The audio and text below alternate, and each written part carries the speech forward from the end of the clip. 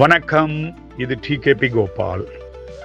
இன்று நாம் கேபிடிபி முறையில் 7வது பொருத்தத்தை பற்றி பார்க்க இருக்கிறோம். இது ஒரு பொது விதியை கடைபிடிக்கும் வழிமுறையாகும். இந்த பொருத்தத்தில் ஆணின் 7ஆம் பாவ அதிபர், நட்சத்திர அதிபர், உப அதிபர் ஆகியோர் பெண்ணின் ஆளும் கிரகங்களை ஒத்திருக்க வேண்டும். அதேபோல் பெண்ணின் 7ஆம் பாவ அதிபர், நட்சத்திர அதிபர், உப அதிபர் ஆணின் ஆளும் கிரகங்களை ஒத்திருக்க வேண்டும். அப்படி இருந்தால் அவர்களுக்குள் பொதுவான ஒரு பொருத்தம் அமைகிறது. அவருடைய வாழ்க்கை சிறப்பாக இருக்கும்.